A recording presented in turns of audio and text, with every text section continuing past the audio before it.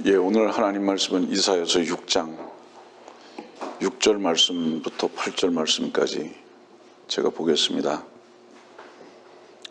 그때 스랍들 중 하나가 제단에서 빈 숯을 집게로 집어 그 손에 가지고 내게로 날아와서 그것을 내 입에 대며 말하기를, 보라, 이것이 네 입술에 닿았으니 네 죄악이 제하여졌고 네 죄가 깨끗게 되었도다 하더라. 또 내가 주의 음성을 들은즉 말씀하시기를, 내가 누구를 보내며 누가 우리를 위하여 가랴 하시기에, 그때 내가 말하기를, 내가 여기 있나이다, 나를 보내소서 하였더라.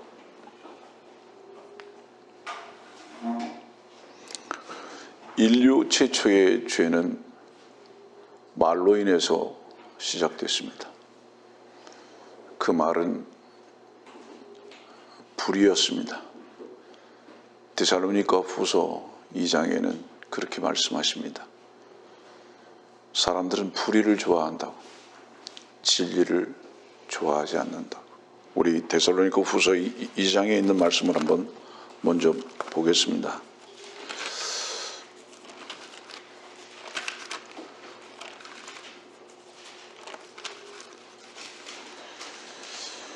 데살로니가 후서 2장 12절입니다.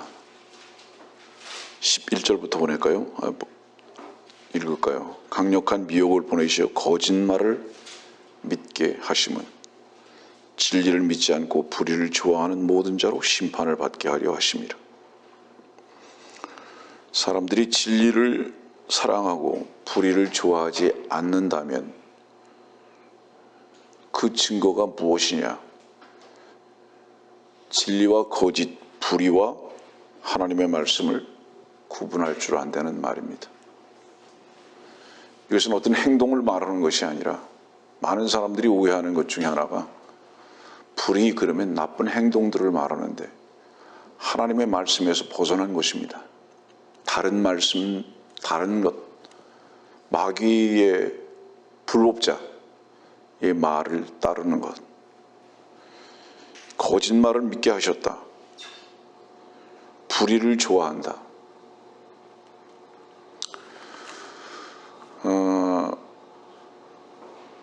지난 한 주 동안에 저는 약 30여 개의 설교를, 다른 목사들의 설교를 들었습니다. 약 30여 편의 다른 목사들의 설교를 들으면서 지난 한 주 동안 사실은 저는 굉장히 참담하고 힘든 시간을 보냈습니다. 때로는 잠을 이룰 수가 없었습니다. 내가 생각했던 것보다 훨씬 목사들의 설교는 거짓됐고 사람들을 미혹하는 것이었고, 문제는 뭐냐 하면, 그런데 그런 설교들을 수만 혹은 수십만이 듣고 보고 있다는 것입니다. 모두가 다 불의를 좋아하는 자들의 모임이라는 것이 분명합니다. 과연 이 시대에 하나님의 참된 말씀을 전하는 자들이 있을까에 대해서 끊임없이 찾아보고 또 알아봐도 정말 발견하기가 어렵습니다. 여기 말씀 보면, 오늘 본문의 말씀 보니까 스랍들 중 하나가 제단에서 빈 숯을 집게로 집어 그 손에 가지고 이사야한테 날아와 가지고 그 숯을 입술에 갖다가 댔습니다. 왜 그랬을까요?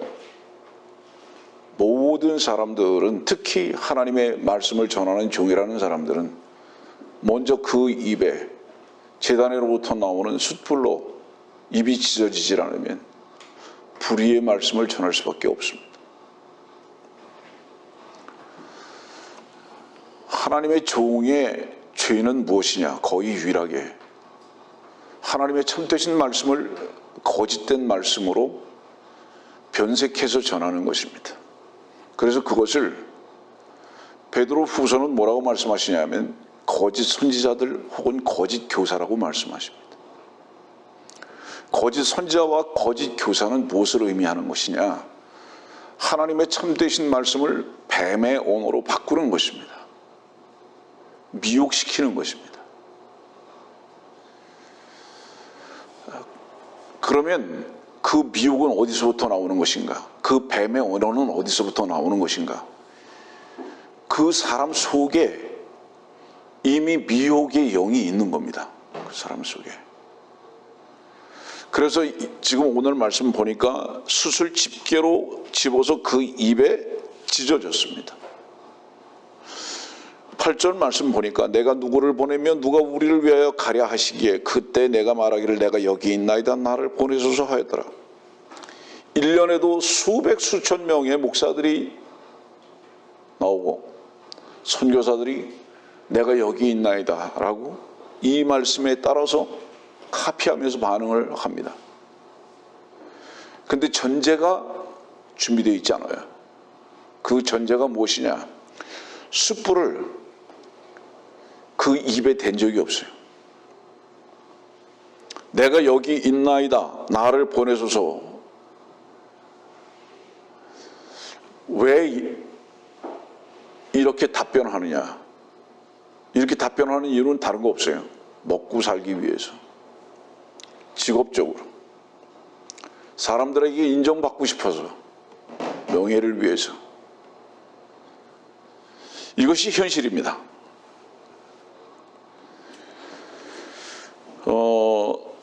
제단의 이 핀숯은 무엇인가? 제단에 이 숯불이 피워져 있어요. 그건 에스겔서 28장에 보면 14절에 이렇게 이 말씀을 정의하고 계십니다.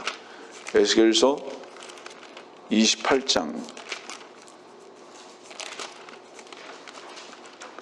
14절입니다.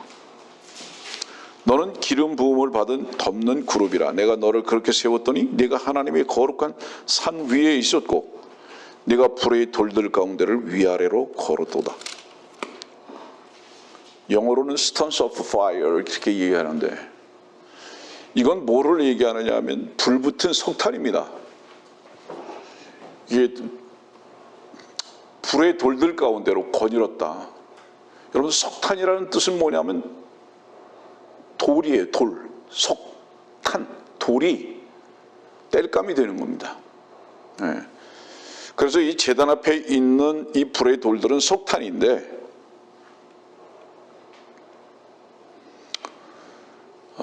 이걸 가져와서 이사야를 입을 찢은 거죠. 왜 이 석탄이 하나님의 제단 앞에 있었을까에 대해서는 나중에 에스겔서 28장을 여러분들에게 강론할 때에 그때 따로 공부를 하겠습니다마는 창세기 3장에 사람들은 마귀의 말을 듣고 난 다음부터 그 입과 그 귀에 마귀의 말만을 그 불의의 말만을 듣는데 익숙하게 됐고 하나님의 참되신 말씀은 그 순간부터 차단되기 시작했습니다. 그리고 사람들의 입에서 나오는 모든 말들은 불의의 말만 됐습니다. 여러분들 마귀의 첫 번째 공격이 무엇이었습니까? 마귀의 첫 번째 공격은 말씀이잖아요. 말씀을 가지고 공격했잖아요. 여러분들 혹시 여러분들 보십시오. 창세기 1장에 제일 많이 나오는 단어가 말씀이고요. 그 다음에 계시록 19장부터 22장까지 그 마지막을 장식하는데 가장 많이 나오는 말씀이 무엇인가 한번 여러분들 나중에 찾아서 한번 연구해 보세요. 말씀입니다. 그 다음에 성경의 제일 중간에 있는 성경이 시편 119편인데 이 시편 119편은 여러분들이 알다시피 176절로 되어 있습니다. 제일 성경에서 가장 중심되는 성경이고 가장 긴 성경입니다. 이 시편 119편 176절까지 되어 있는 이 성경이 무엇을 말씀하고 계시는 것이냐면 하나님의 말씀에 대해서 기록하고 계신 겁니다. 다시 말하면 성경은 하나님의 말씀인데 창세기 1장부터 중간에 가장 중간에 시편 119편으로 꿰어서 마지막에 말씀이라는 계시록 19장 22장으로 연결된 성경은 하나님의 말씀입니다. 이 말씀이 이렇게 소중한 거죠. 그 마귀의 그 거의 유일한 사역은 무엇이냐? 하나님의 말씀을 변질시키거나 말씀을 방해하는 겁니다. 왜냐하면 말씀은 하나님이시기 때문에. 우리가 공부를 했지만은 하나님 자신도 하나님의 말씀인 성경에 제한을 받으십니다. 여러분들이 너무 잘 알다시피 주님께서도 성경이 이루어지게 하려 함이라고 말씀하시고 성경을 인용하시면서 그 성경 안에서만 말씀하셨던 것을 보게 됩니다. 정확하게 그것도. 그런데 여러분들이 마태복음에 3장이나 4장으로 넘어가면서 4장에 가면서 마귀가 예수님을 시험할 때도 비슷하게는 말하는데 똑같이 말을 하지 않는 것을 보게 됩니다. 창세기 3장도 마찬가지죠. 이게 미혹이죠.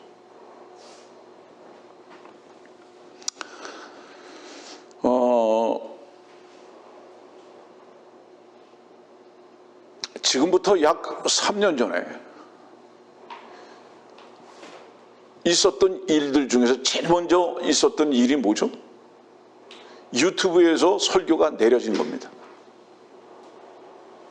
그 다음에 동시에 어떤 일이 일어났습니까? 교회를 허물어뜨린 것입니다. 그 다음에 세 번째로 했던 게 뭡니까? 말씀을 전하는 자를 감옥에다 가두려고 했습니다. 이게 뭐를 의미하는지 아세요, 여러분들? 그러나 우리 시편 119편 말씀 한번 볼까요?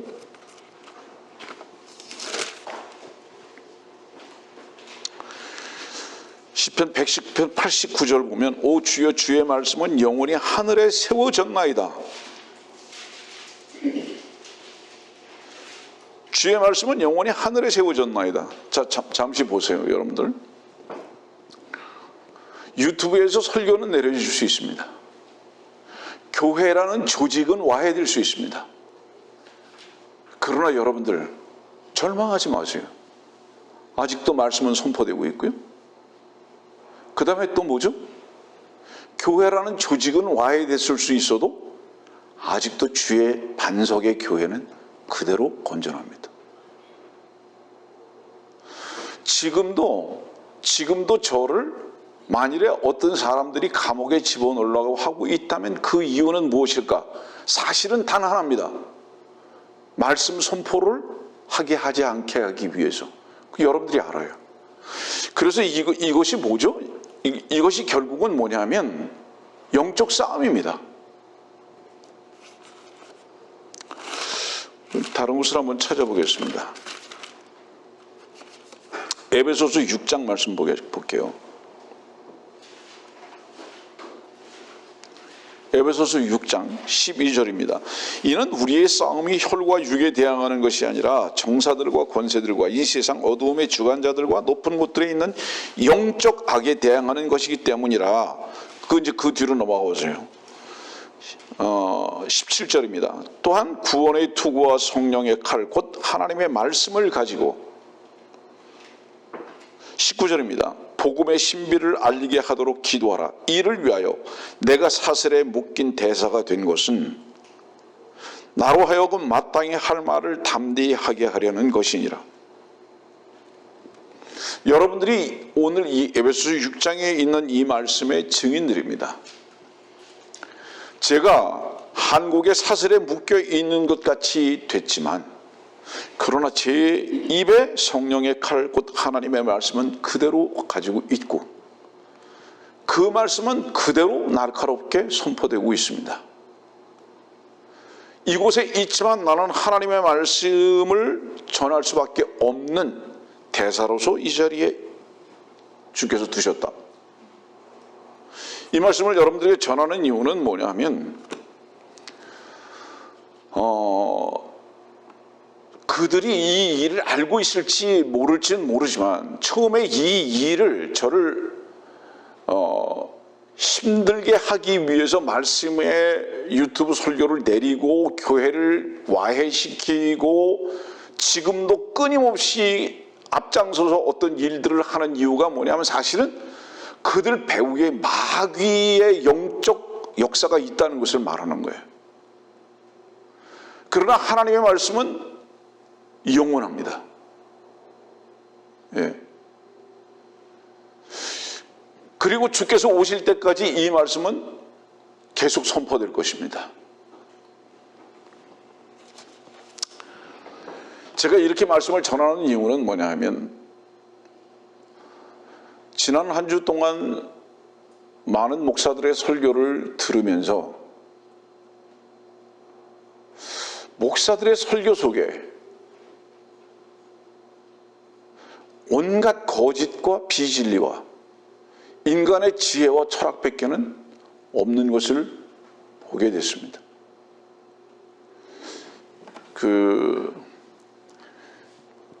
여러분들이 무엇을 즐겨 먹느냐, 그것이 그 사람의 영적 수준이에요. 어떤 말씀을 먹을 수 있느냐, 그 사람의 영적 수준이에요. 옷의 전문가는 어떤 옷이 가짜고 진짜인지를 잘 구분할 줄 아는 사람입니다. 그 말씀을 설교라는 말씀으로 하는데 구분을 못한다면 하는 사람도 문제일 뿐만 아니라 듣는 사람에게 문제가 있다는 것을 의미하는 겁니다. 듣는 사람의 수준이 하나님의 말씀이 무엇인지를 모르는 것에 기인하는 것이다. 많은 목사들의 설교 속에 비소가 섞여 있어서요, 그 비소라는 건 뭐죠? 보이지 않아요. 느껴지지 않아요. 냄새도 없고 맛도 없어요. 알 수가 없어요. 그러나 그 비소를 조금만 먹었을 때 그 사람은 그 독극물에 의해서 그냥 죽어버리는 겁니다. 그런데도 비소가 섞인지도 모르고 그것을 먹고 있다면 그 사람은 어떤 사람이죠? 그 사람은 분명히 죽은 사람이에요. 죽은 사람이기 때문에 비소가 섞인 거 모르고 먹고 있는 겁니다.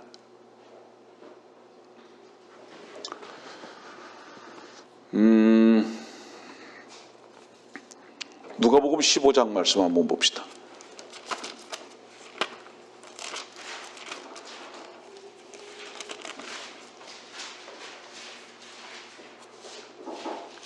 누가복음 15장 14절입니다. 그가 모든 것을 탕진한 후에 그 나라에 큰 기근이 들어 궁핍하게 되기 시작하니 그가 나가서 그 나라 백성 중 한 사람에게 더부살이를 하게 되었더라. 그 주인이 그를 자기 농지로 보내어 돼지를 치게 하니라. 그가 돼지가 먹는 곡식 껍질로 배를 채우고자 했으나 그에게 주는 사람은 아무도 없더라.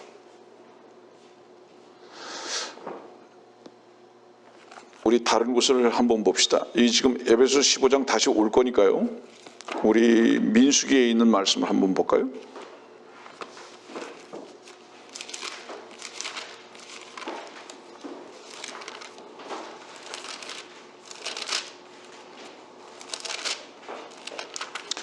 오늘 성경을 좀 많이 찾게 될지도 모르기 때문에 가능하면 성경 찾는 거를 좀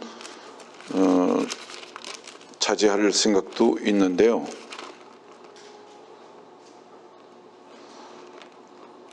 민수기 14장 봅시다.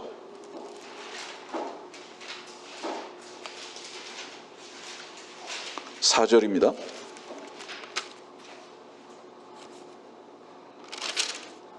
그들이 서로 말하기를 우리가 한 대장을 세워서 이집트로 돌아가자 하더라. 왜 이런 일이 생겼죠? 그 이유는요, 민수기 11장에서부터 이유가 생기기 시작했습니다. 다른 대장을 세워가지고 이집트로 돌아가자고 하는 그 일의 이유가 민수기 11장 4절의 말씀 보면 4절 5절입니다. 그들 가운데 섞여 사는 무리가 육심을 품으니 이스라엘 자손이 다시 울며 말하기를 누가 우리에게 고기를 주어 먹게 하리요. 우리가 이집트에서 거저 먹었던 생선과 오이와 멜론과 부추와 양파와 마늘을 기억하지만 이제는 우리의 혼이 말라버리고 우리의 눈앞에는 만나밖에 아무것도 없구나 하더라. 여기 이 말씀 보면요, 제일 심각한 단어가 뭐냐 하면 5절 말씀 보니까 이집트에서 거저 먹었던, 여러분들 거저 먹은 것은 하나밖에 없어요, 성경에. 그게 뭔지 아세요? 하나님께서 풀이 무엇이든지 먹으라고 하셨던 에덴에서의 하나님의 음식이에요. 그거 하나 외에는 거저 먹는 게 없어요. 이것은 선물이고 이것은 은혜예요. 근데 이집트에서 거저 먹었대요. 절대로 이집트에서 거저 먹은 것이 아니라 종노릇하면서 먹은 거거든요, 이게. 그러니까 사람들은요, 어떤 말을 할 때에 불평에서부터 시작이 되거나 거짓에서부터 시작될 때에는 자기네들의 것을 합리화시키기 위해서 예전 것들에 대한 부정적인 것조차도 긍정적인 것으로 완전히 해석해버리고요. 긍정적인 것조차도 부정적인 것으로 완전히 거짓으로 해석해버리는 인간의 죄성이 안에 있는 거예요. 거저 먹었느냐? 노예 생활하면서 먹었다 이 말이야. 종노릇하면서 먹었다 이 말이에요. 근데 지금 이들은 모세가 싫은 거예요. 지금 먹고 있는 만나가 싫은 거예요. 하나님 말씀이죠. 그러니까 지금 이 이집트에서 먹던 것은 뭐냐면, 다른 표현으로 얘기하면 이것은 야생에서 먹던 거예요. 이게 야생에서. 사람들은 하나님의 말씀의 순수함을 즐기질 않아요. 뭔가 섞여지기를 원해요. 세상적인 지혜와 철학이 첨가되기를 원하고, 사람들에게 육신적인 웃음을 주는 것을 원하고요. 육신적인 세상적인 교훈을 주기를 원하는 것이지, 그래서 그런 것들을 들었을 때 은혜 받았다고 말하기를 원하는 거예요. 이게 야생에서부터 오는 거거든요, 이게. 우리 신명기 32장 한번 봅시다.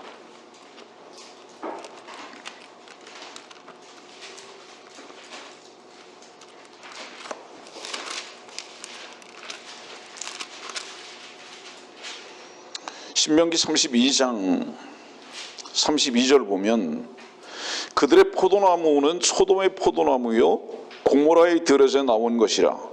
그들의 포도는 쓸개 포도니 그 송이들은 쓰며 그들의 포도주는 용의 독이요 독사들의 지독한 독이라. 지금 여기 소돔의 포도나무와 고모라의 들에서 나온 것을 말하고 있거든요. 사실은 소돔과 고모라의 들에서 나온 것은 나무라고 표현되지 않아야 되는 거예요. 이거는 넝쿨이에요, 넝쿨. 나중에 찾아서 보겠지만요, 여러분들 넝쿨이라는 것은 뱀을 의미하는 거예요, 성경에서.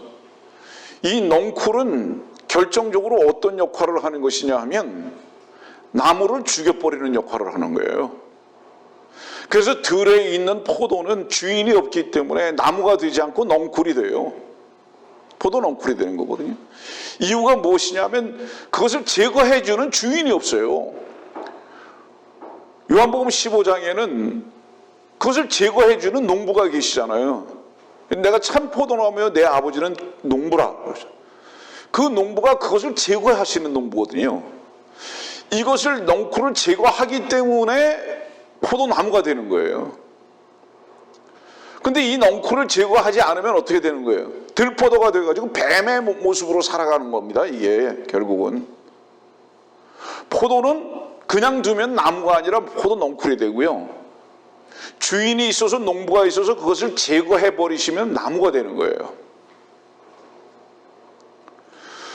이게 뭐죠? 인간이 하나님의 말씀의 칼에 의해서 날마다 다루심을 받지 않으면 뱀으로서의 삶을 살게 된다는 것을 의미하는 거예요. 이 포도의, 이 피의 요구에 따라서만 살게 된다 이 말이에요. 우리 사무엘하에 있는 말씀 한번 봅시다. 사무엘하 4장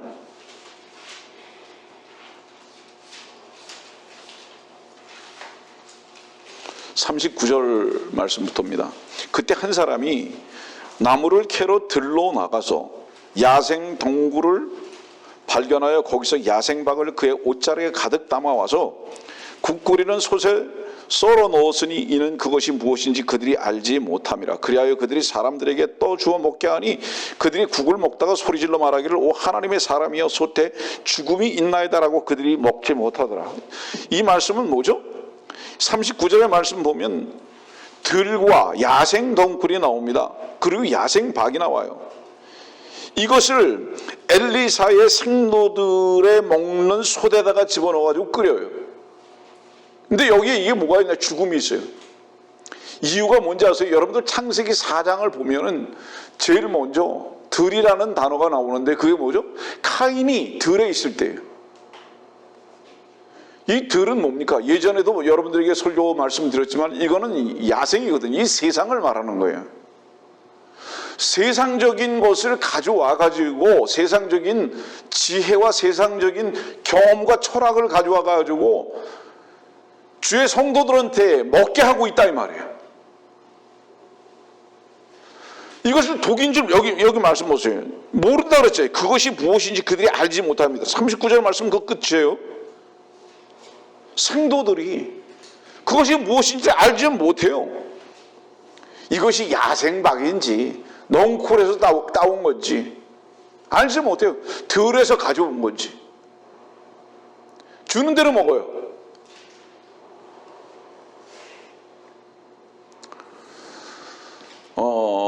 요나서 4장에 있는 말씀도 한번 봅시다.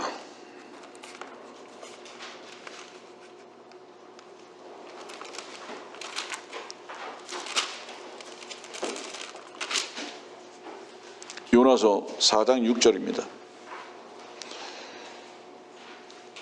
그때 주 하나님께서 박넝쿨을 예비하사 요나 위로 올라가게 하셨으니 이는 그의 머리 위에 그늘이 지게 하여 그의 슬픔에서 그를 구해내시려 함이더라. 어떠라. 그러므로 요나가 그 박넝쿨로 인하여 심히 기뻐하였더라. 9절입니다. 하나님께서 요나에게 말씀하시기를 네가 그 박넝쿨로 인하여 화를 내는 것이 잘하는 것이냐 하시니 그가 말하기를 내가 죽는다 할지라도 성내는 것이 잘한 것이옵니다 하더라. 여기 이 요나서 4장에 있는 말씀에 보면 이 박넝쿨이 5번이나 나와요. 근데 이 11절 끝에 보면 11절에 보면 요나서 4장 11절에 보면 자기들의 오른쪽과 왼쪽도 분별할 줄 모르는 12만 이상 되는 사람과 분별할 줄 몰라요.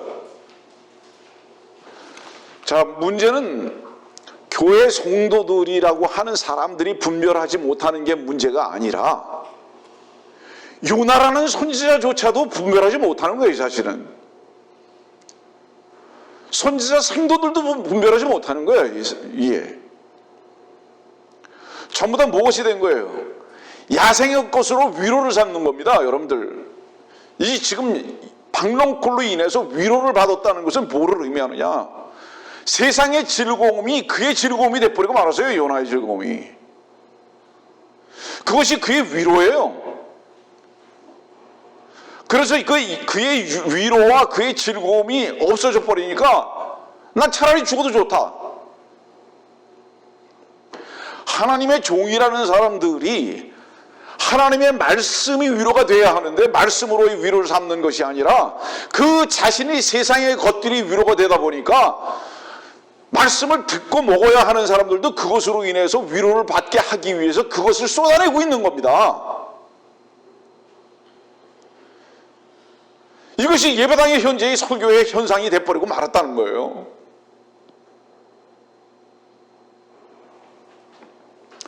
그래서 예배당이라는 곳에 이 들과 야생이라는 것이 완전히 쌓아버리고 말았습니다.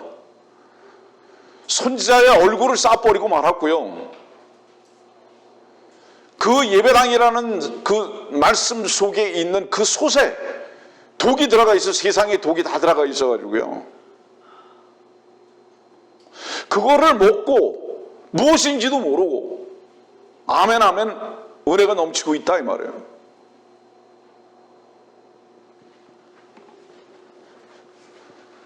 오늘 우리는 이런 찬송했죠. 믿는 자여 어이할꼬. 사실은 지난 한 주간 동안 제가 정말로 마음이 아팠던 것은 한국 교회의 이런 현실 때문에만 아니라 나와 우리 교회에 속한 자들은 무엇을 하고 있는가? 주님 앞에 신실하게 충성하지 못하는 내 자신에 대한 아픔이 가장 큰 거예요.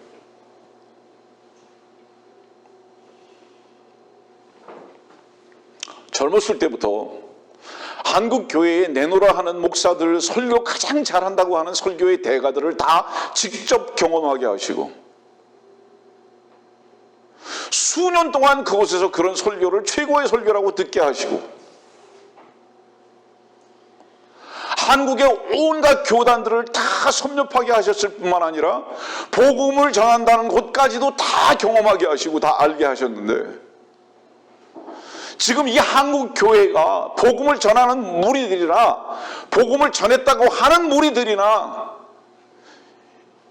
아예 복음도 없는 일반 제도권 교회나 모든 교회들이 교회가 아닌 것으로 미루어 봤을 때 어떻게 알까요? 말씀을 들어보면 아는 거예요. 다른 거 없어요. 그들의 행위가 아니라 말씀을 들어보면 안다 이 말이에요. 그 속에 전부 다 비속어 섞여 있으며 그 속에는 전부 다 야생방만 있으며 독만 있다 이 말이에요. 그들이 떠먹이는 건 뭔지 아세요? 아까 우리 누가복음 15장에 있는 말씀대로 돼지가 먹는 곡식 껍질만 주고 베드로 사도가 말씀하셨던 것 같이 개가 토했던 것을 다시 먹이면서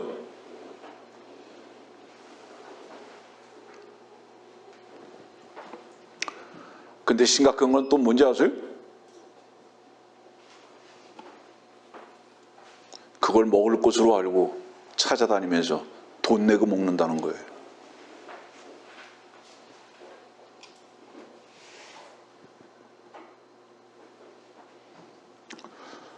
우리 베드로 후서 2장 말씀 봅시다.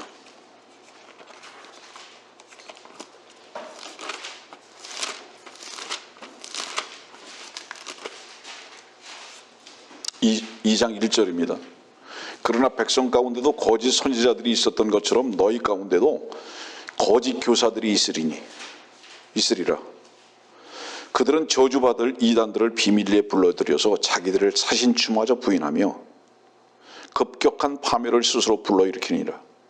또한 많은 사람들이 그들의 파멸의 길을 따르니 그들로 인하여 진리의 길이 비방을 받을 것이라. 여기 말씀 보면 많은 사람들이 지금 어떻게 됐죠? 찾아볼 수가 없어요, 진리를.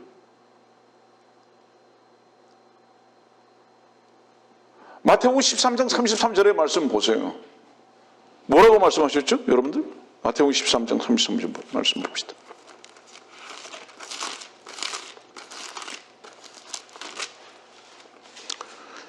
또 다른 비유로 그들에게 말씀하시기를 천국은 어떤 여인이 가져다가 가루 소말에 숨겨놓어 전체를 부풀게 한 누룩 같으니라고 하시더라.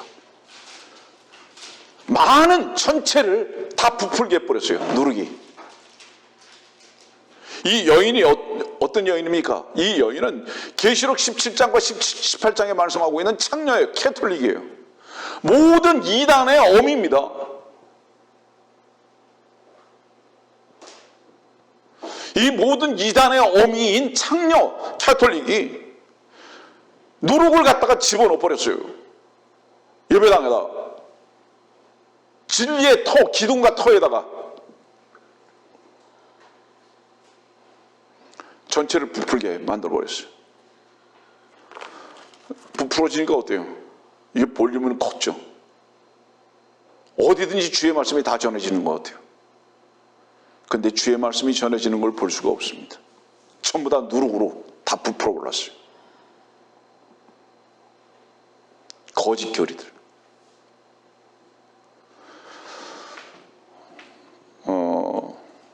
어떤 사람들은 설교 들으면서 그럴 거예요. 저 목사가 너무 지나치게 과장하는 게 아닌가 그렇게 생각할 겁니다. 만일에 그렇다면 저는 주님의 엄중한 책망을 받을 겁니다. 절대 과장 아닙니다. 주의 참된 순수한 진리의 말씀을 찾기가 거의 불가능하게 됐습니다. 진짜 불가능하게 됐어요. 완전히 어두움이죠. 교리, 다시 말하면 뭐죠? 누룩이 없는 곳이라는 모임이 있습니다. 성경침례교회 계통이죠. 잘못된 교리를 거의 찾아보기가 어렵죠. 그런 곳은. 근데 마태복음 22장 볼까요?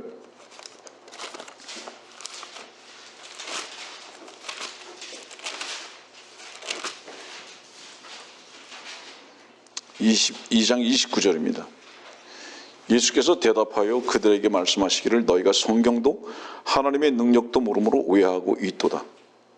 자, 우선 이 말씀을 이렇게 저는 설명합니다. 하나님의 능력은 성경을 알아야 얻어질 수 있다. 나타날 수 있다.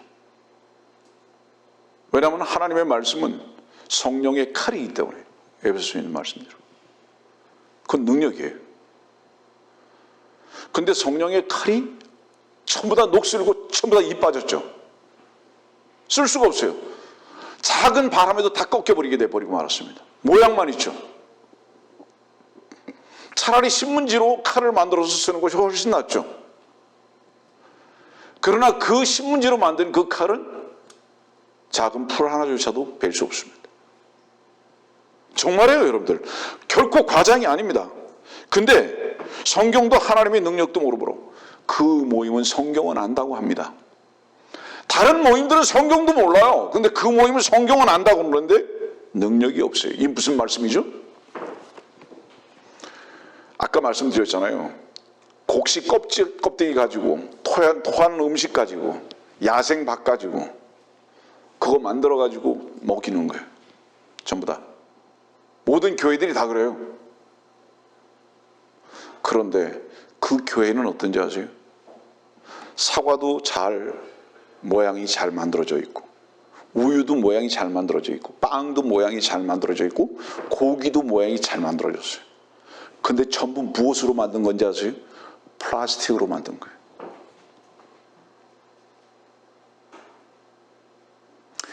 정말 먹어야 할 그런 음식보다, 그런 과일보다, 그런 우유보다 훨씬 더 그럴듯하게 만들어졌는데 먹을 음식이 하나도 없어요. 그걸 가지고 음식을 만들어서 먹일 수가 없어요. 그 증거가 무엇이냐? 먹으면 힘이 생기는데, 능력이 생기는데 능력이 없어요. 그 능력은 무엇이죠? 세상을 이기는 것입니다, 여러분들.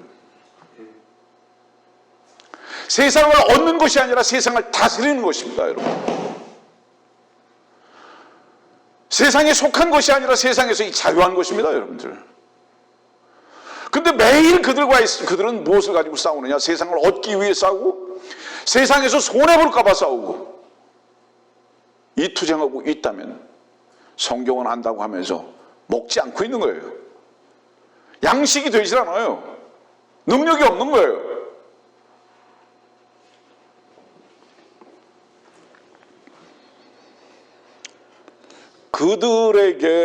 그들에게 원수를 사랑할 수 있는 사랑이 있습니까? 작은 원수가 아니라 작은 원한도 원수로만 여길 뿐이죠. 그들에게 능력이 있습니까? 현 세상에서의 가장 보이지 않는 설교의 독극물은 무엇이냐? 긍정적인 설교죠. 그렇지만 그 긍정적인 설교는 사람들에게 아멘하게 하지만 사실은 가장 부정적 쓰레기입니다. 왜죠? 그것은 마귀의 말이기 때문에. 다른 곳에서는 그것을 뭐라고 말씀하시죠? 창녀의 입술에서 떨어지는 꿀이라고 말하는 거예요.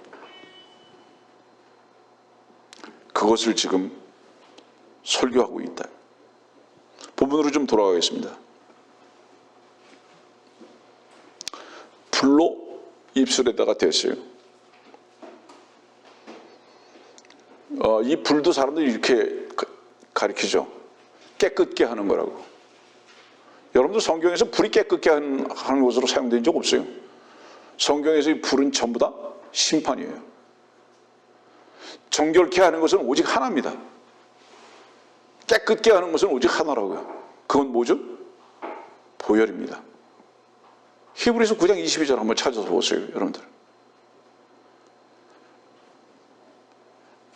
모든 것은 다 피로서 정결케 된다고 히브리서 9장 22절 말씀하고 있거든요. 주의 보혈로만 정결케 되는 거예요. 여기서 이 불이라는 것은 정결하게 하는 것이 아니라 심판하는 거예요. 성경에서 이 모든 것을 불은 심판을 말하거든요. 하나님의 말씀을 전한다는 사람들의 그 입이 주의 말씀으로 한번 대임을 받아야 돼요. 심판을 받아야 되네요.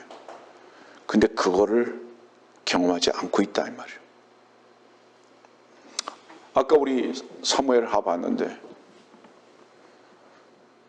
소 속에 독이 가득해요. 저와 여러분들에게 기도가 하나 생겼습니다. 주님이 속히 오실지라도 우리는 주의 종들을 길러내야 됩니다. 한국에서 신학교를 시작해야 됩니다. 신학대학을 한국에서 시작해서 주의 종들을 길러내야 됩니다. 이 일을 위해서 저와 여러분들은 기도해야 합니다. 그리고 주님께서는 뜻을 두고 행하시기 때문에 이미 그 일에 대한 준비를 주님께서는 하셨다고 저는 믿습니다. 기대하세요, 여러분들. 주님 자신은 종이 되셨죠? 우리들도 주의 종이 되어야 됩니다. 어떻게 해야 주의 종이 될 수 있는지 아세요, 여러분들? 주의 종은 요한복음 13장에 있는 말씀 한번 보세요. 요한복음 13장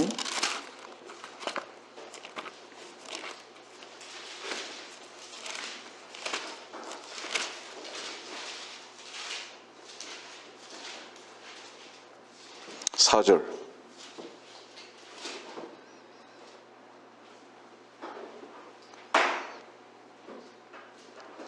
저녁 식탁에서 일어나시어 옷을 벗어 한쪽에 놓고 수건을 가지고 허리에 두르시더라. 13장 1절 보면 6월절 전에 예수께서 이 세상에서 떠나 아버지께로 가야 할 자기 때가 된 것을 아시고, 이 6월절 저녁입니다. 지금 6월절 때예요. 그때 제자들에게 발을 씻기시는 거예요. 근데 옷을 벗어 한쪽에다 놓고 수건을 가지고 허리에 두르셨어요. 대제사장들이 허리에 두르는 띠는 대제사장의 위치에서 볼 때는 영광의 띠지만 주님의 허리에 띠는 사실은 어떤 띠인지 아세요? 이 띠는 누가복음 2장에 말씀하고 계시는 배로 된 띠예요. 이 배로 된 띠, 이거를, 이 수건을 딱 허리에 두르시는 거예요. 무엇을 의미하는지 아세요? 그리고 그분은 종의 종이 됐습니다. 우리가 주님을 섬기는 것이 아니라 지금도 주께서 배로 허리에 동이시고 그분의 죽으심으로 우리를 지금도 섬기고 계십니다. 물론 그 죽음으로 섬기고 계신 주님의 배수건은 우리를 닦으시기 위한 것이지만 하나님 앞에서 그 배수건은 영광의 허리띠가 될 것입니다. 여러분들이요, 우리들이 이 땅에서 배로 허리를 동이지 않아요. 우리가 죽어야 할, 마땅히 죽어야 할 존재라는 것에 대해서 언제든지 잊고 산다 이 말이에요. 그러다 보니까 종으로 살기를 원하는 것이 아니라, 주의 대사로 살기를 원하는 것이 아니라, 우리의 행복과 우리의 즐거움과 이 땅에서의 무엇인가 성취를 위해서만 살아가는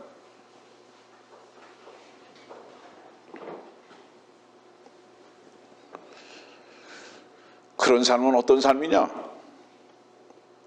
이사야서 6장 9절 말씀 한번 보세요. 그런 삶은 어떤 삶이냐? 10절입니다. 이 백성의 마음으로 살찌게 하고 그들의 귀로 둔해지게 하며 그들의 눈으로 감기게 하라.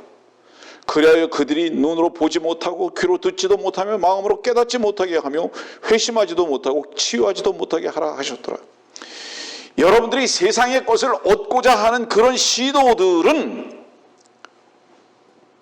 하나님의 말씀은 거부하게 되고 듣지 못하게 되고 보지 못하게 되는 눈먼자와 귀머거리와 배에 세상의 기름으로 가득 잠긴 자가 되어서 하나님의 종으로서의 삶은 거부하게 될 것이다. 여러분들 종은 먼저요, 말씀을 들을 줄 알아야 돼요. 그런데 여러분들 말씀을 들을 줄 안다면 들어야 하는 이유가 무엇입니까? 들어야 하는 이유는 뭐냐면 내가 여기 있나이다라는 반응을 하기 위해서 말씀을 듣는 건데, 여러분들의 삶의 현장이 지금 어떠냐 이 말이에요.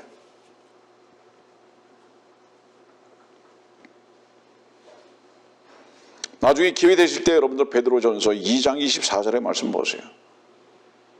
그분이 어떻게 해서 죽으셨는가? 주님은 하나님의 종이 아니라 우리의 종으로 왔다 가셨습니다. 자, 여러분들 구원 받으신 분들입니까?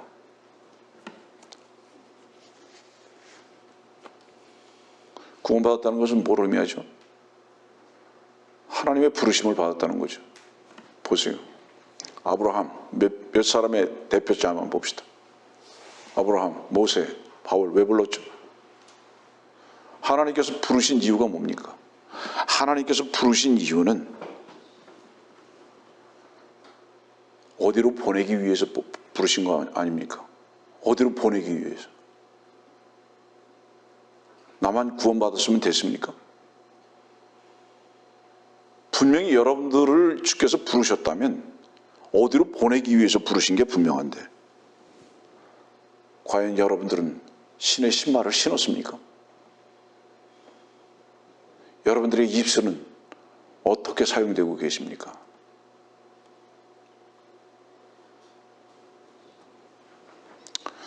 자, 오늘 본문의 말씀 보니까 이사야는 준비됐어요. 그런데 어때요? 이사야는 준비가 됐는데 백성들은 절망적이에요. 9절과 10절이 그걸 말하잖아요. 깨닫지 못하고 알지 못하고 살찌고 둔해졌고 감겨졌고. 백성들은 절망적이에요. 이사야가 필요한 이유는 뭡니까? 들어야 할 자가 있기 때문에 이사야가 필요한 거 아닙니까? 여러분들이 주의 말씀을 왜 들었습니까? 그리고 누구로부터 그 말씀을 들었습니까? 저는 누구로부터 그 말씀을 들었습니까?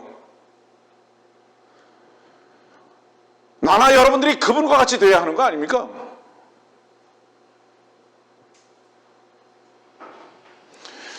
그런데 교회와 백성들은 이렇게 절망적인데 여러분들은 좌절만 하고 있을 겁니까?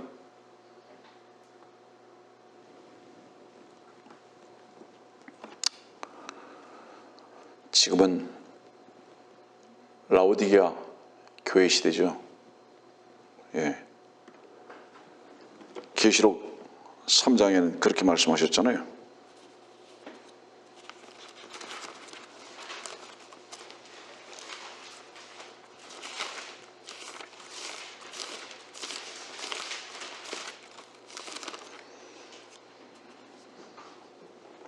(18절입니다) 17절 18절. 네가 말하기를 나는 부자며 부요하고 아무것도 부족한 것이 없다고 하지만 너는 비참하고 가련하며 가난하고 눈멀고 헐벗은 것을 알지 못하는도다. 20절 보라, 내가 문 앞에 서서 두드리노라. 누구든지 내 음성을 듣고 그 문을 열면 내가 그에게로 들어가서 그와 함께 먹으며 그도 나와 함께 먹으리라.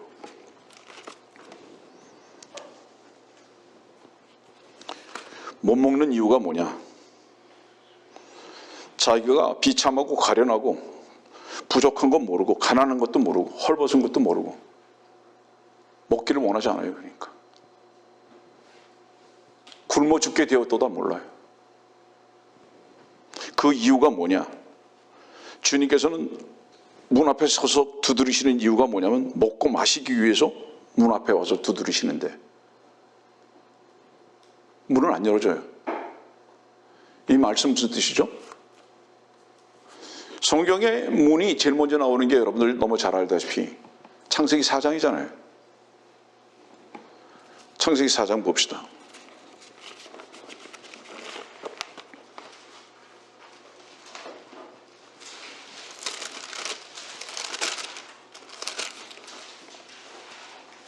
(7절입니다)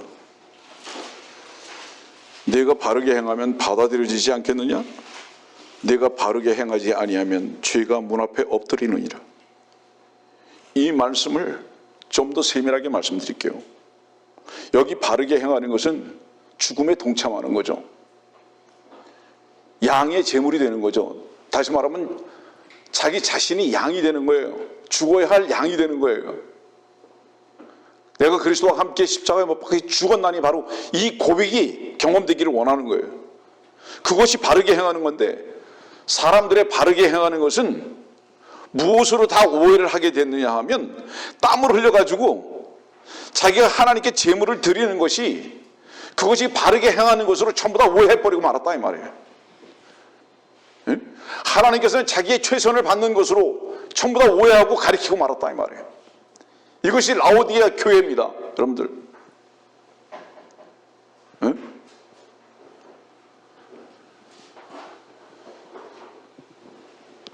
사모님 나가세요. 이것이 라오디게아 교회가 돼버리고 말이죠. 지금 현재적으로.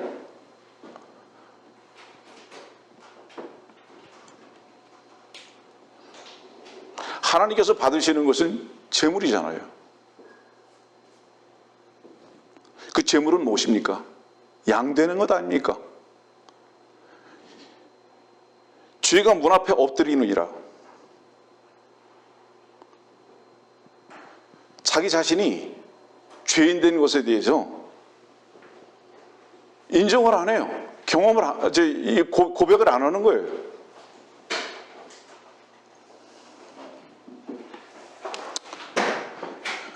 감사합니다.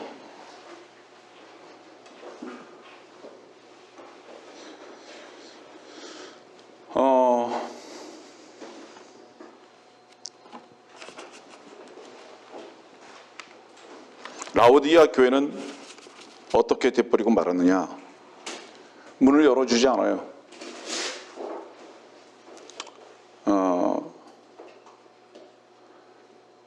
문을 열어주면 주님과 함께 죽으심에 동참해야 되는데 그 동참해야 되는 것에 대해서 필요성을 가르쳐주지 않고 있다 이 말이에요.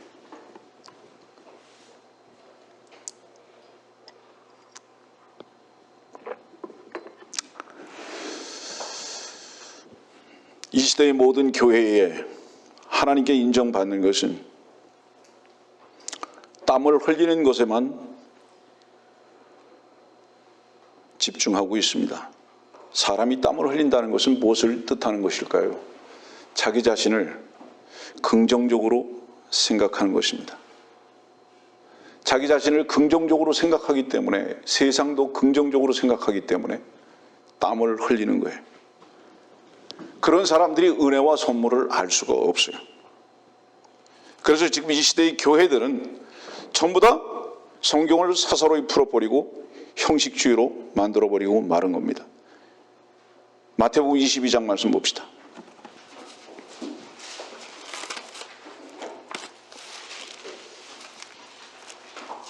마태복음 22장 봤고요. 우리 23장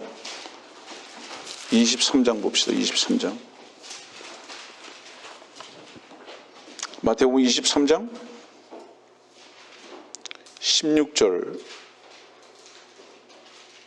16절부터입니다. 너희 눈먼 안내자들아 너희에게 화 있으리라. 17절 너희 어리석고 눈먼 자들아 어느 것이 더 크냐 금이냐 금을 거룩하게 하는 성전이냐. 19절 너희 어리석고 눈먼 자들아 어느 것이 더 크냐 제물이냐 제물을 거룩하게 하는 제단이냐. 23절 위선자인 서기관들과 바리새인들아 너희에게 화 있으리라. 이는 너희가 박하와 아니스와 커민의 11조는 바치면서 율법과 공의의 자비와 믿음이 더 중요한 것을 빠뜨렸기 때문이라. 24절 너희 눈먼 안내자들아 너희는 하루살이는 걸러내고 낙타는 삼키는도다. 위선자들의 특징은 뭐냐? 이 지금 마태복음 23장을요 집약해서 여러분들에게 전하면 이거예요. 눈먼 안내자들은 무엇이 중요하고 무엇이 크고 무엇이 소중하고 무엇이 불량이고 무엇이 먹어야 할 음식이고 무엇이 버려야 할 것인 줄을 모르는 자들이 위선자들이다 이 말이에요. 왜냐하면 위선자들은요 자기 자신과 세상을 가장 소중하게 여기는 자들이기 때문에 위선자들은 왜 눈멀었느냐? 자기 자신에 대해서 눈멀었기 때문이다 이 말이에요. 자기가 괜찮은 사람인 줄 알아요. 긍정적으로 자기 자신을 평가한다 이 말이에요. 여러분들 세상을 긍정적으로 보는 이유는 다른 이유가 아니에요. 여러분들 자신이 긍정적으로 여러분들 자신을 보고 있기 때문에 세상을 긍정적으로 보는 것입니다. 이게 눈먼 자다 이 말이에요. 우리는 어떤 자들이냐? 우리는 무덤이다 이 말이에요. 세상은 어떤 것이냐? 심판받아야 마땅한 것이다 이 말이에요. 그런데 이것을 모르고 다르게 보고 있다 이 말이에요. 다르게 평가하고 있다 이게. 이것이 위선자들의 공통적인 특징이다 이 말이에요. 이 마태복음 23장의 특징이 그 말씀이잖아요. 결국은 뭐예요? 이 위선자들은 하나님을 반역합니다. 하나님께서 잠시 주목하세요. 하나님께서 우리를 위해서 하시는 것은 몰라요. 우리가 무엇을 할 것만 생각하는 자들. 우리를 그만큼 긍정적으로 생각하니까. 하나님께서 육신의 몸을 입고 이 땅에 오셔서 벌레가 되셔서 우리를 사랑하신 사랑은 모르고 우리가 하나님께 인정받아야 할 존재인 것밖에는 생각하지 못하는 이렇게 눈먼 자들이다 이 말이에요. 자기 자신과 세상을 향해서만 이렇게 자기 행동에 대해서는 긍정적으로 생각하는데 하나님의 말씀은 받아들일 만한 믿음이 없다 이 말이에요. 성도들이요, 우리가 성도가 된 것은 하나님께서 우리에게 어떻게 하신 것을 믿었기 때문입니다. 그것을 지금도 은혜로 덧입고 있기 때문에 우리가 살 수 있는 것이에요. 우리 에스겔서에 있는 말씀 봅시다.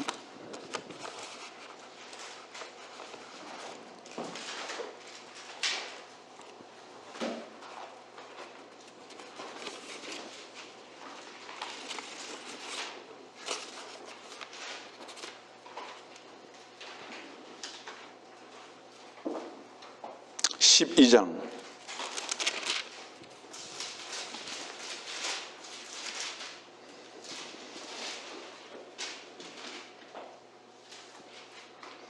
에스겔서 12장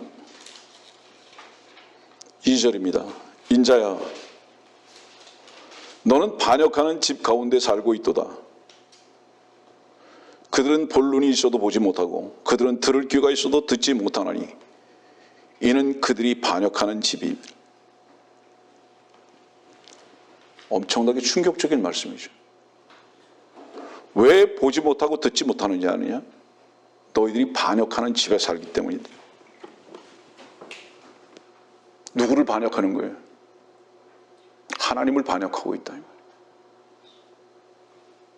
적그리스도가 뭔가요? 적그리스도는 하나님의 말씀을 변질시키는 거잖아요. 미혹을 어떻게 하는 거예요? 하나님의 말씀에 깃발을 들고 미혹하는 거 아닙니까, 여러분들?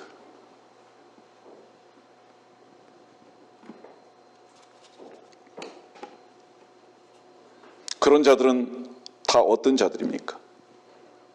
갈라디아서 1장에 있는 말씀대로 사람들의 호감 외에는 관심이 없어요.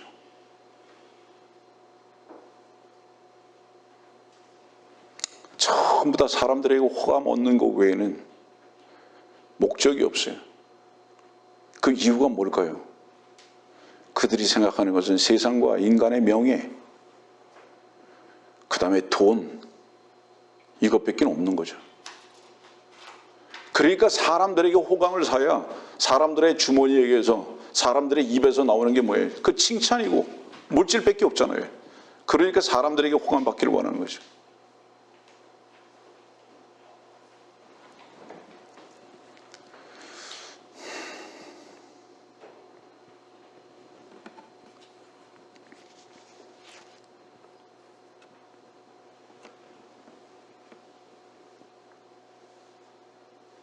요한복음 15장에 있는 말씀 봅시다.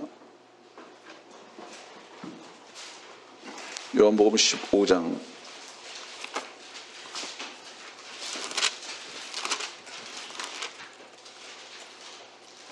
아까 잠시 여러분들에게 전했던 말씀입니다. 2절, 내 안에서 열매를 맺지 못하는 가지마다 그분께서 제거해 버리시고 열매를 맺는 가지마다 정결케 하시어 더 많은 열매를 맺게 하시느니라. 이 말씀 놓으시고요. 히브리서 9장 22절 말씀으로 가봅시다. 히브리서 9장 22절.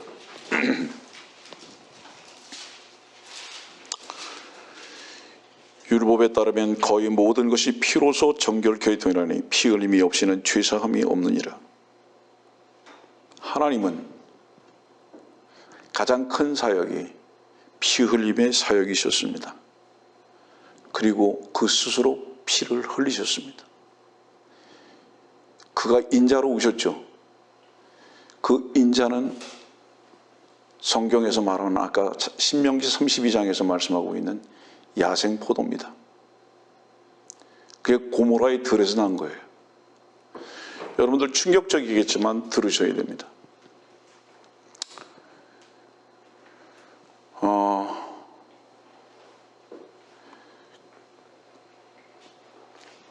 창세기 9장에 보면 노아가 나오죠. 노아가 벌거벗어서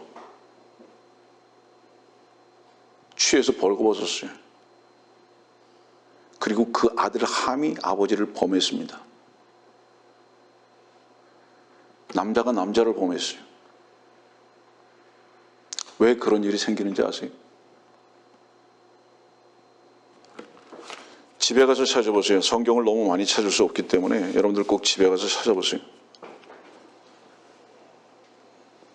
창세기 9장 20절과 21절에 보면 포도주를 마시고 농사꾼이에요. 이 노아가.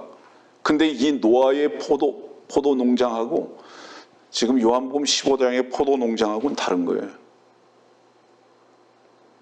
요한복음 15장의 포도 농장의 주인은 주님이세요. 근데 창세기 9장의 포도 농장의 주인은 노아예요. 근데 노아는 지금 현재가 노아의 때예요. 지금 현재 노아의 때로. 지금 노아의 때는요, 전 세계가 어떻게 돼버렸는지 아세요? 완전히 피로서 가득 차버리고 말았어요. 야생 포도란 말이에요. 야생 포도로.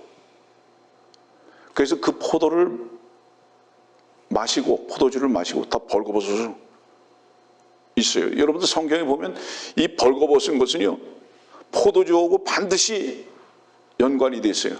집에 가서 찾아보세요. 제가 지금 주는 말씀. 에레미야 4장 21절, 하박국 2장 15절 16절, 그 다음에 특별히 레위기 18장 6절 말씀부터 한번 보세요.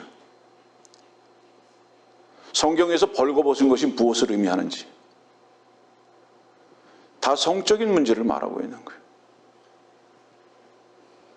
지난주에 어떤 목사의 설교를 들으면서 제 마음이 너무 아팠던 것은, 창세기 9장에 노아가 벌거벗은 것과 같이 우리도 성령에 취해서 벌거벗어야 된다고. 그렇게 가르치는, 그런데 그 목사의 설교가 수십만이 유튜브에서 들려지고 보아지고 있습니다.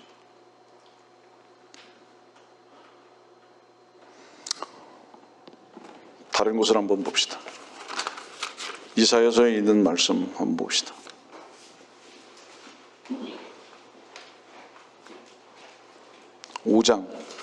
이사야서 5장.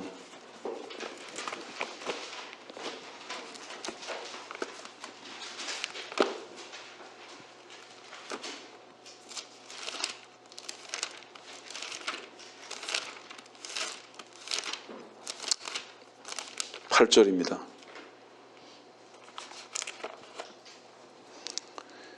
집에 집을 붙이며 들에 들을 이어서 거할 곳이 없게 하여 사람들을 땅 가운데 홀로 있게 하는 자들에게 화로다.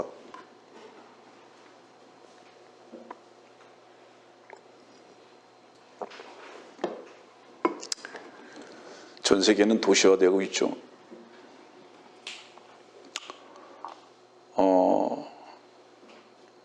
세계 여러 나라의 대도시들을 가봤지만 대도시의 특징은 고층 건물들이고 아파트만입니다.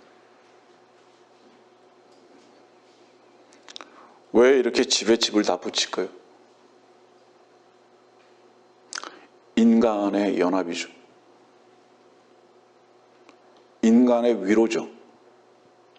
인간의 하나됨이죠. 바벨이죠. 인간들은 왜 이렇게 모여 살까요? 홀로의 시간을 결코 원하거나 즐기지 않죠.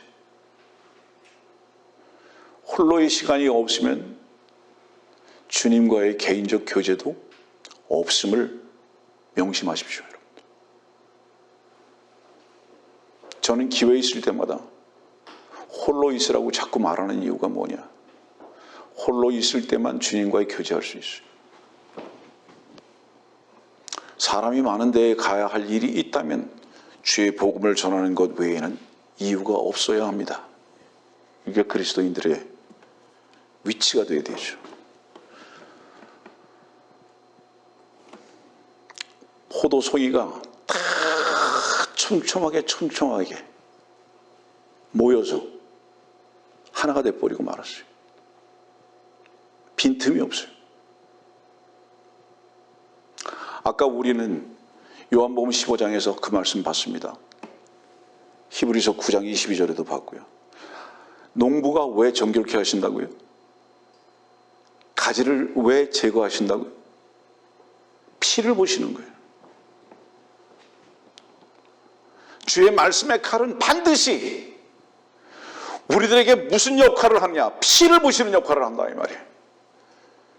그 피를 보시는 것은 무엇을 의미하느냐? 네 자신을 부인하라고 말씀하고 있다 이 말이에요. 하나님의 말씀은. 하나님의 말씀의 존재 이유가 그것이다 이 말이에요.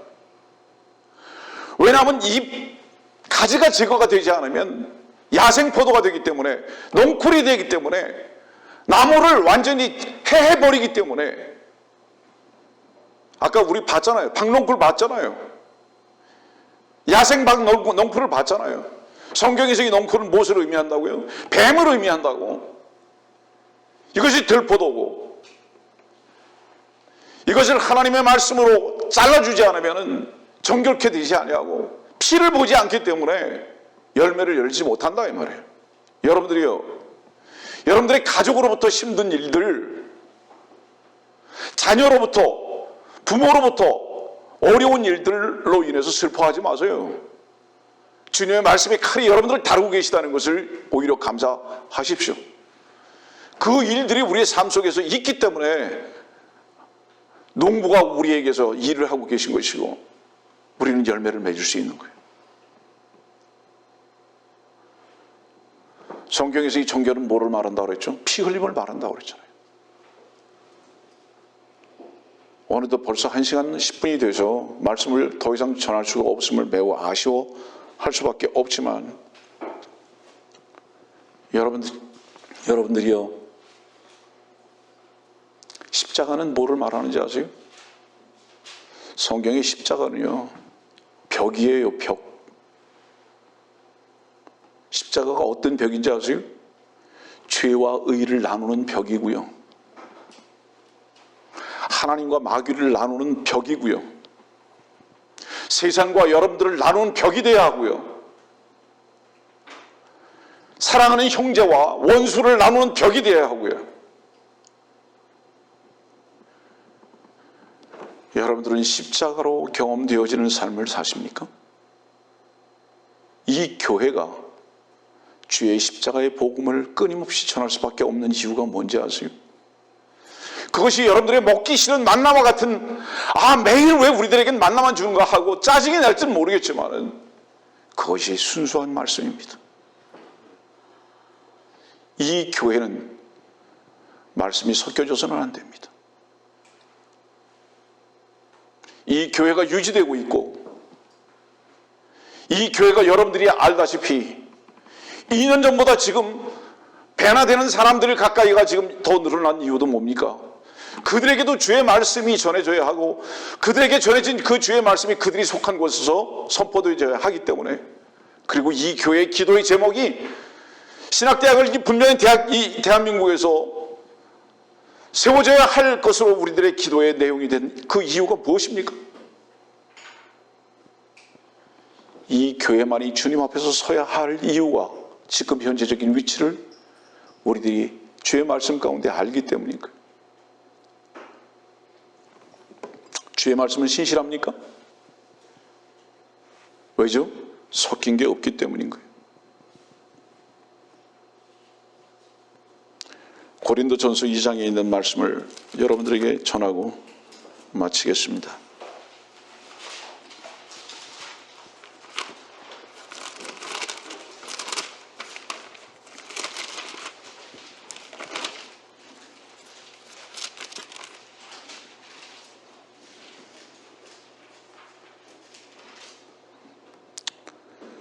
고린도전서 2장 1절입니다. 형제들아, 내가 너에게 와서 하나님의 증거를 전할 때에 말과 지혜의 탁월한 거로 하지 아니하였노라. 이는 내가 예수 그리스도와 그의 십자가에 못 박히심 외에는 너희 가운데서 아무것도 알지 아니하기로 작정하였습니다. 4절입니다. 또 내 말과 내 설교를 설득력 있는 인간의 지혜의 말로 하지 않고 성령과 능력을 나타내므로 하였으니 이는 너희의 믿음이 인간의 지혜에 있게 하지 아니하고 하나님의 능력에 있게 하려 함이라.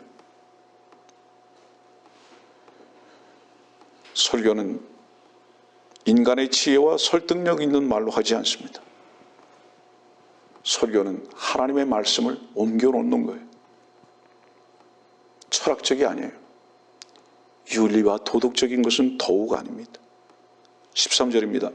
또한 우리가 그것들을 말하되 인간의 지혜가 가르치는 말로 하지 아니하고 성령께서 가르치시는 말로 하나니 영적인 일들을 영적으로 비교하여 말하느니라. 15절입니다. 영적인 사람은 모든 것을 판단하나 자신은 아무에게도 판단을 받지 아니하느니라.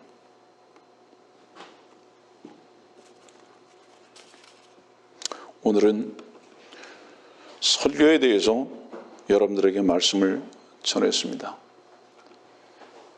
신라의 화가 솔고가 그림을 그리고 새들이 와서 앉으려고 하지만 아무리 똑같은 그림이라도 새는 앉을 수 없습니다. 이유가 뭐죠? 사실이 아니기 때문에, 참이 아니기 때문에. 마귀는 창세기 3장부터 하나님의 말씀을 그럴듯하게 모방하고 미혹했습니다.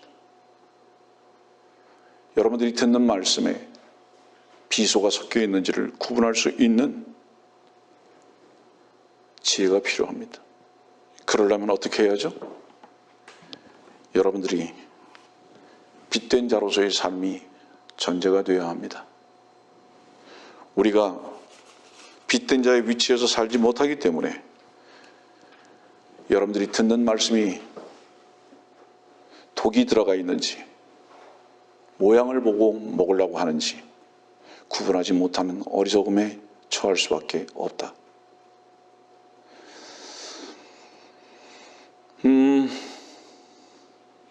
설교는 하나님의 말씀을 이곳저곳에서 인용해서 전하는 비빔밥과 같은 겁니다. 그런데 그 비빔밥에 독초를 집어넣고 독버섯을 집어넣고 비소를 집어넣고 플라스틱을 집어넣어서 비비려고 하고 그것을 먹으라고 하는 거짓된 목사들, 거짓 교사와 선지자들이 이 땅에 완전히 독버섯같이 퍼졌습니다. 우리 교회는 그 거짓을 안타까워하면서 나와 여러분들 자신이 기도하고 주님께 온전히 드려지는 이 사회에 준비된 삶을 살 수 있는 자들이 되어야 합니다. 오늘의 이 말씀을 위해서 여러분들에게 말씀을 전했습니다.